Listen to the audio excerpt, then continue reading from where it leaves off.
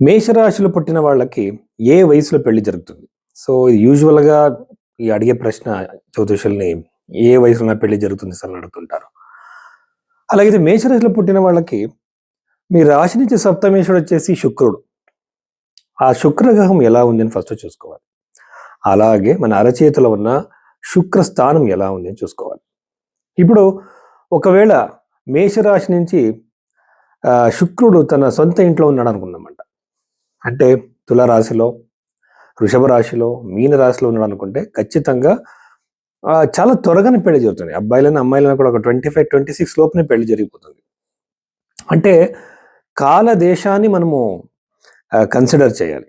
అంటే ఇప్పుడు చాలా వెనక్కి వెళితే చిన్న వయసులో పెళ్లి చేసేవారు. కానీ ఇప్పుడు దానికి రిస్ట్రిక్షన్స్ ఉన్నాయి కదా! ఆ టైం పరిస్థితులను బట్టి ఏమని చెప్పడం అయితే 26 లోపల, 27 లోపల పెళ్లి జరుగుతుంది. ఒకవేళ శుక్రుడు శని గ్రహంతోనో, రాహు గ్రహంతోనో, కేతుతోనో కలిసి ఉంటే, అంటే అఫ్లిక్టెడ్ అయి ఉంటే, దోషపూరితంగా ఉంటే, వాళ్ళకి పెళ్లి వచ్చేసి అబౌవ్ 29, 30, 31st వరకు కూడా ఇలాగే కంటిన్యూయస్‌గా 32nd ఇయర్ లోపల పెళ్ళవుతుంది. అంటే 28 నుంచి 32nd ఇయర్. అంటే నేను చెప్తున్నది ఎగ్జాక్ట్‌గా జరుగుతుందని కాదు. ఒక టైం పీరియడ్ అనమాట. పెళ్లి డిలే అవుతూ ఉంటుంది వాళ్ళకి. అలాగే కొంతమందికి ఇంకా చాలా డిలే అవుతది.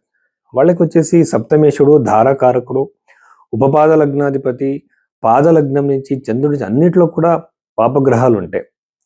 శనిగ్రహ ప్రభావం ఎక్కువగా ఉంటే, ఎస్పెషలీ వక్రి అయిన గ్రహం అక్కడ ఉంటే, వాళ్ళకి పెళ్లి అబౌవ్ 35, 40 ఇలా డిలే అవుతూనే ఉంటుంది. అలాగే అరచేతిలో శుక్రుడు చాలా వీక్‌గా ఉంటాడు. నాడీ జ్యోతిష శాస్త్రం ప్రకారం శుక్రుడు వీక్‌గా ఉన్నట్టుగైతే వాళ్ళకి పెళ్లి డిలే అవుతది. అలాగే ఇంకొకటి ఏంటంటే చేతిలో ఉన్న ఇప్పుడు నేను చీర చెబుతున్న విషయం చెబుతున్నా. అంటే ఇది నాడీ జ్యోతిష్యం కాదు. ఇండియన్ పామిస్ట్రీలో వివాహ రేఖ వేరేలాగా చూస్తాం. అలాగే చీర చెప్పినది ఏంటంటే ఇక్కడ అరచేతిలో ఉన్న వివాహ రేఖ పైకి యారోలాగా వెళ్ళుంటే వాళ్ళకి వివాహం చాలా డిలే అవుతది. ఎగ్జాక్ట్‌గా అప్పుడు టైం పీరియడ్ ఎప్పుడని చెప్పలేము. కానీ రాశి నుంచి, లగ్నం నుంచి, నవాంశం నుంచి అరచేయి చూసి అలాగే ప్రశ్న కుండలిని వేసి మనం పెళ్లి ఎప్పుడు జరుగుతుందని క్లారిటీగా చెప్పొచ్చు.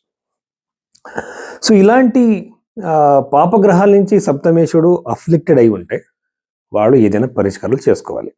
పరిష్కారాల్లో వచ్చేసి పెద్ద పెద్ద పూజలు, హోమాలు, జెమ్ స్టోన్స్, మొబైల్ నెంబర్ చేసేట ఒక రెమెడీస్ ఇలాంటివన్నీ ఏది కూడా మన జ్యోతిష శాస్త్రంలో లేదు. అలాగైతే పెళ్లి డిలే అవుతుంది అని మనకు అనిపిస్తే మన జాతకంలో మనం ఏం చేసుకోవచ్చు?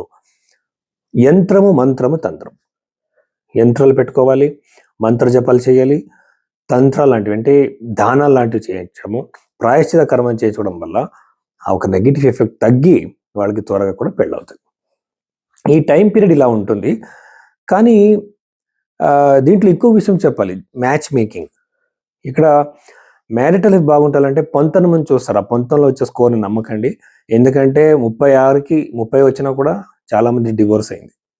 అబ్బాయిది, అమ్మాయి జాతకంలో ఆయుష్యము, ఆరోగ్యము, సంతానం, వ్యక్తిత్వం అంటే పర్సనాలిటీలో ఇష్యూస్ ఉన్నప్పుడు అతిగా కోపం, అన్‌కాంప్రమైజింగ్ నేచర్, వ్యక్తిత్వంలో చాలా ఇష్యూస్ ఉంటాయి. అలాంటి జాతకాలు వస్తే రిజెక్ట్ చేయండి.